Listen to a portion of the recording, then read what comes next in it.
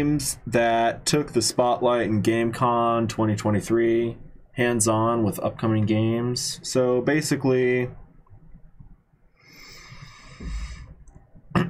Inescapable was a good one that came up. Lets players alter the fates of characters trapped on the island. So it has multiple paths for endings and all that. Character depth is hinted at, promising potential for visual novel fans. So basically, there's like story behind each character, so they're trying to give that. Obviously, the game doesn't have like that much mechanical. The mechanics of this game are probably very simple, so they're going to lean on the aesthetics and the dynamics, getting into the narrative and kind of like trying to immerse you in the feeling and the story of the game instead of just the actual gameplay. Because honestly, I mean, you can tell here, there's not, you know what you're getting into. It's not a ton of gameplay stuff, so you have to track them with the story and the fantasy. Next up, we got Still Wakes the Deep. What do we got here? So it's set on a Scottish oil rig in the 1970s. You know, that's a really interesting setting. If they can pull off the feeling of that, the aesthetics, if you will, that would be really fun.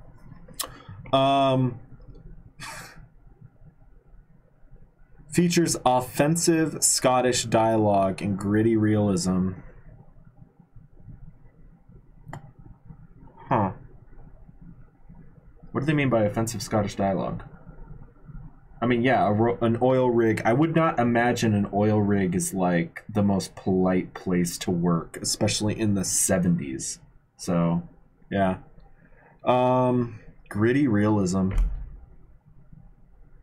Like I said, if it could give me the feeling, if I play this game and it like takes me to like what it would feel like being on an oil rig, just give me that aesthetics, that vibe. I mean, I'd be down to play it for a bit to see what it's like if they pulled that off right. The atmosphere combines supernatural elements with a consuming atmosphere. So I think they mean by that is probably like it consumes you, it sucks you into it. Which again, that's what this game would need. You would need to be really drawn into the game.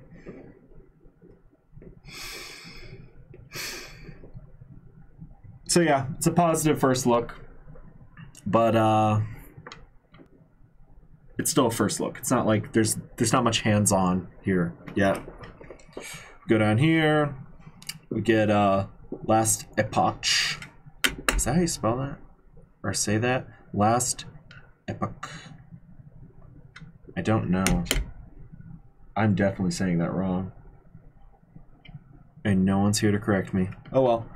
Okay, so it's a MOBA game with an interesting story. I think MOBAs normally kind of lack story. They kind of really lean heavily on the mechanic side, so like the gameplay. So they kind of don't rely. Okay, so it's an arena setting, right? So there's supposed to be individual matches. So the idea of having a prolonged like narrative, it's weak in that regard because it's so focused on individual matches and stuff like that. It's a different, what is that?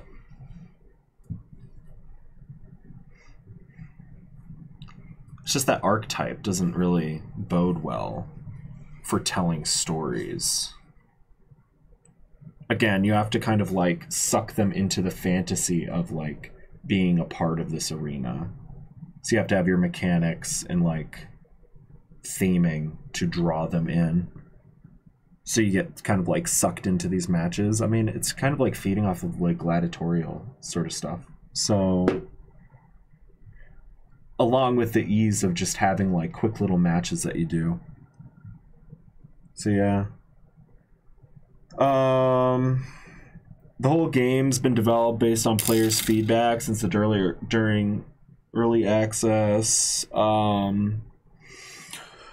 There's a wide variety of classes, unique skills, enhanced gameplay. So yeah, I mean, it does look kind of cool. I'm not a super big MOBA fan myself, though.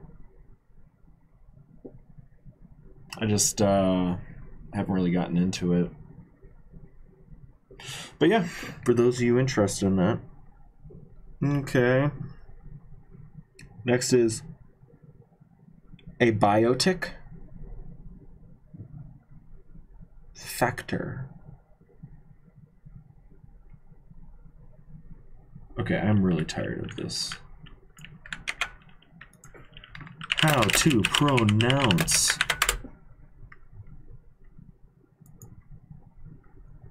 Teach me.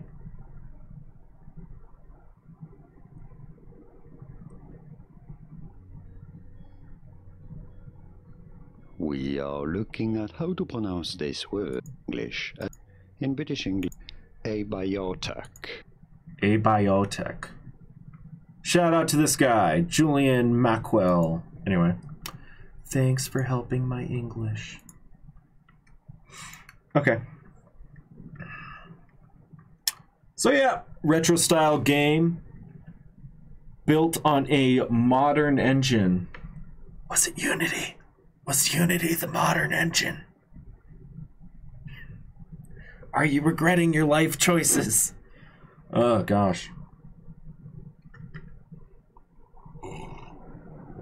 Okay, am I wrong here? Is modern engine actually a game engine? Watch me be dumb and I'm like thinking.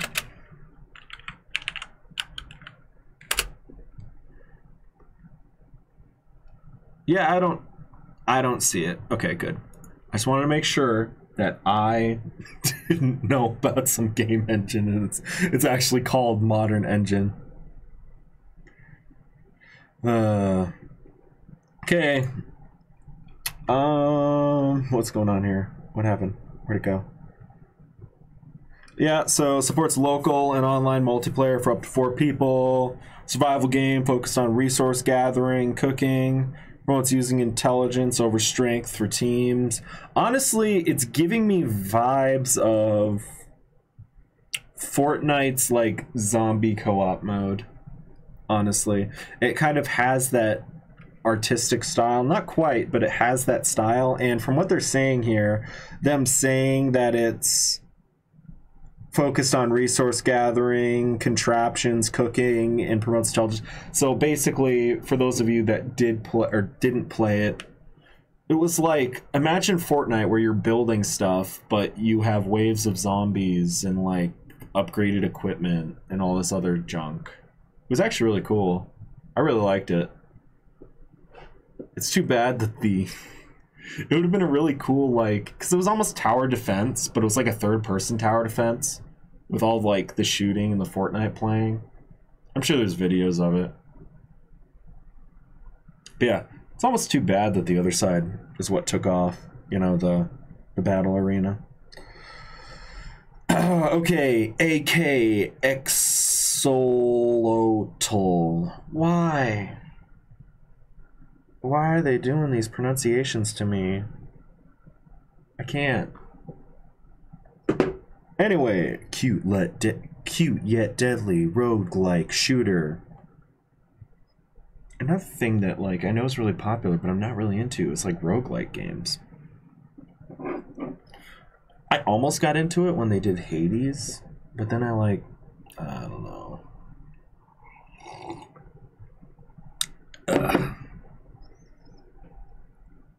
There's definitely a market for the cute deadly kind of thing, where you give this vibe of cute, fuzzy fluffiness, but then it's actually danger. I assume there's a word for that. Some of my character designs for like different magical creatures and stuff, I wanted to have that where it was like basically really cute and fluffy or adorable, but then it was like evil and vicious. Kind of It's kind of like that Monty Python rabbit thing. Like that's one of the very early things that you can see that. It's like, it's a cute little bunny, but then it kills everybody, you know? Yeah. So it's been a thing. And I think there's definitely a market for it.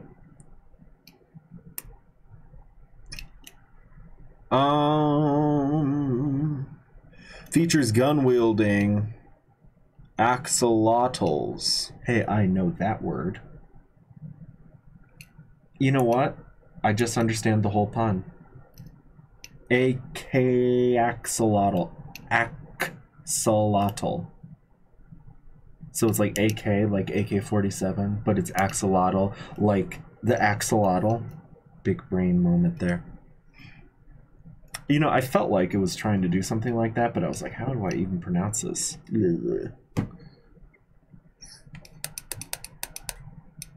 So it's developed by fans of roguelike games, etc., etc. Yep. Okay, now we got Last Faith.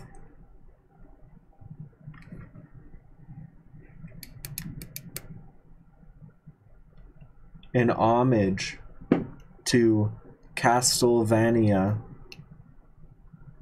particularly Symphony of the Night, combines dark gothic theme with challenging gameplay, features a map for exploring, and offers a punishing yet rewarding experience. So yeah, looks like a side-scroller jumper thing. Could be fun. People like those that are like super challenging, so yeah. And next, the piece de resistance, Cat Quest 3. Honestly, probably the one that'll do the best out of all of them. I mean, it looks really nice. See, what I appreciate right here, see how they tried to do this? They did this painterly style. Can I zoom in on this?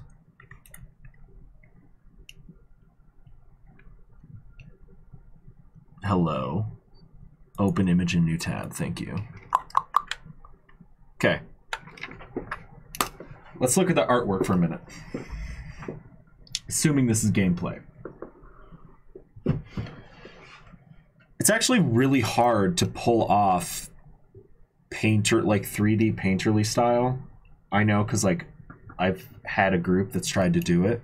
So basically you see how here, can't even do it here. This area right here, how the mountains are sort of like done with brush strokes. I mean, they're very large brush strokes. I'm not saying it's done the best way.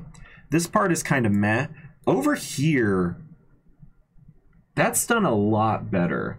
If we could get this kind of color splotchiness. Okay, the issue, I think, is that they're using the colors right here to try and convey the darkness, like the shadows, but they also have shadows right here, which is looking weird right here. So maybe they should tone down the shadows on this. I don't know, but basically they're conveying the whole thing off of the artwork, and the foliage looks nice. Okay, here's another thing. I feel like there's a disconnect. There's like an artistic disconnect between the brush strokes here that they're using to make the ground, right? And the plants right here. And then also right here, you see this? They are not continuing the same splotchiness. This is kind of similar, but the borders are different. The cohesion of the art style. The art style probably needs to be developed a little more. But all in all, I think this is really cool. The clouds also don't fit. I think they have something strong when they get in here. This is really good. I love this. The sides of the mountains and the hills. But again, we lose it once we get into these clouds. The water is also... So the water fits with the hills, right? So the water and hills fit really well. If they could somehow bring this kind of...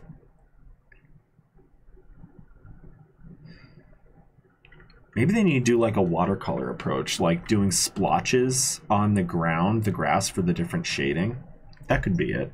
And they also need to be more splotchy for the foliage there.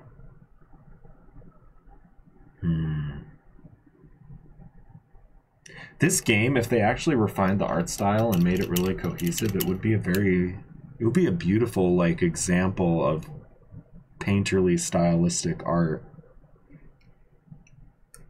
Again though, I think the dark side, so like these little ridges right here, they're good because it's like the dark and the light. This part is weak. The way that they're portraying the lighter side with the reds and stuff, I don't know, it's so different from the dark side. So like right here we have the light green and then the dark. I think the strokes are smaller. Yeah, they need to make the strokes smaller.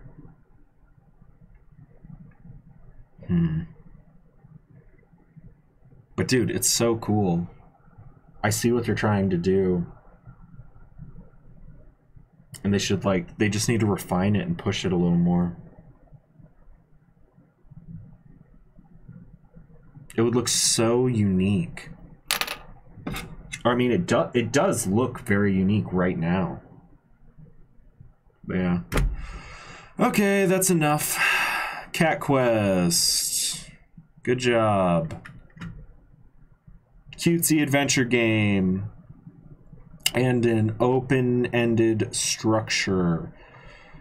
They're free to explore the map and uncover hidden content. Features fast-paced pirate ship combat. That could be funny. I'd like to see some of that. Offers a captivating experience with no clear goal.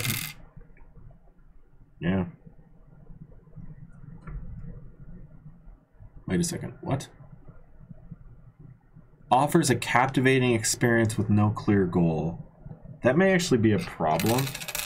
I mean, just because, okay, the game is pretty, but if there's no goal involved into the game, you may lose a lot of players. I mean, yes, you could, spin it as a positive, but I don't think it actually is a positive.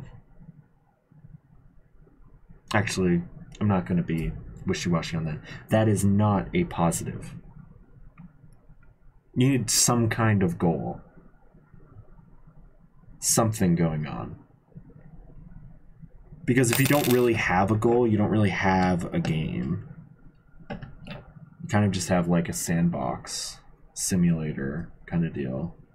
You have it's like a mechanics playroom. It's like what you do when I'm building a game and I have all my mechanics built and I make a playroom, player zoo kind of deal.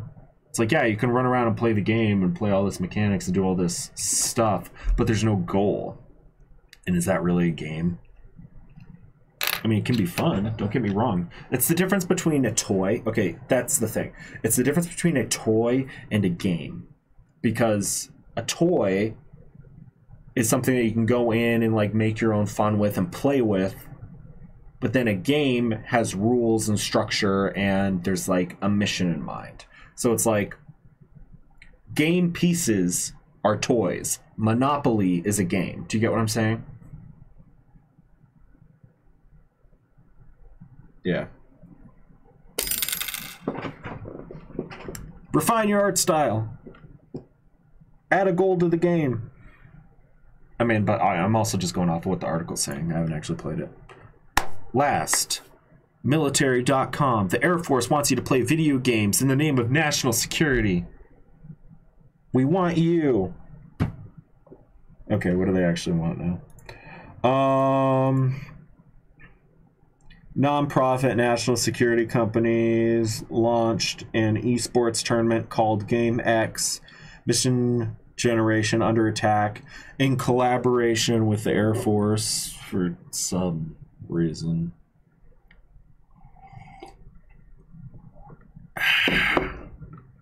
Tournament aims to help the Air Force understand mission, logistic choices, and prioritization during attack. I mean, yeah. If you actually built the games around tactics and basically intelligence, and if you make them the right way and the people that design it are proposing it. See, games were originally made as a way to train people. Like, that's why kids play, right? And so they can learn something. So, like, hide and seek, it's how to, like, run and hide from a predator. It's also how to, like, so all the kids that are hiding are learning how to hide from, like, predators or whatever, right? Or hide things. And then the seeker is how to hunt and to find things. Same thing with, like, Easter egg hunts, and I mean, tag is pretty self-explanatory. It's like how to run away and how to flee, but then also, again, how to hunt down things. And it's also like athletics. Oh wait, the moral of the story here is that games are inherently meant to, like, engage us. We learn a lesson. We gain skills out of that. That's why we developed the need for play. And yeah, so if you make games in this regard to train, you know, how to prioritize and how to, like, manage logistics, I mean, yeah, what's the difference between playing a game where you win or lose based on managing logistics properly and, like, going to a class and taking a test on the same thing? The game is just going to be more engaging, and you either, like, succeed or fail, right? You win or lose the game. So honestly, a lot of schooling could be done through this way if they structured it right.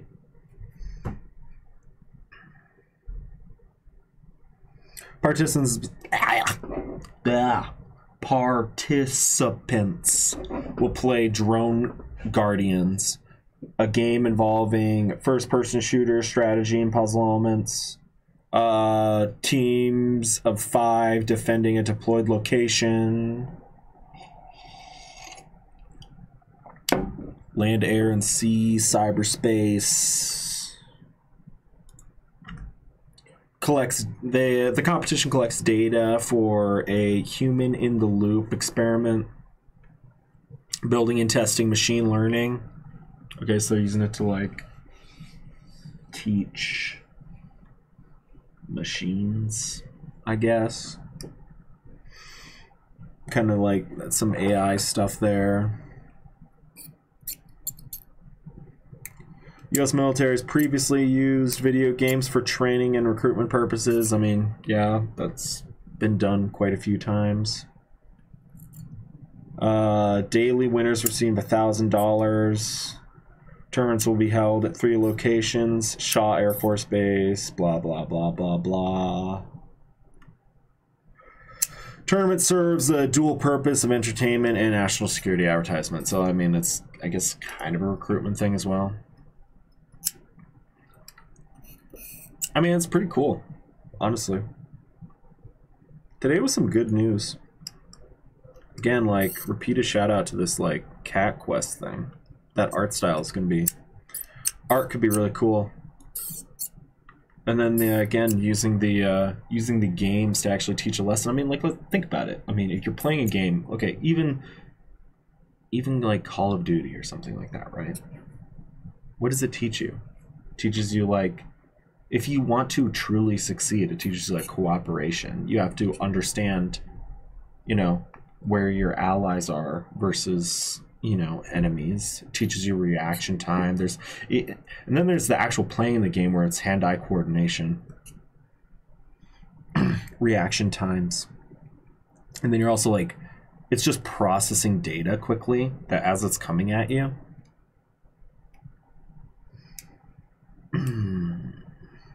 Resource management. I mean, not so much, but I mean, there's a little bit of it there.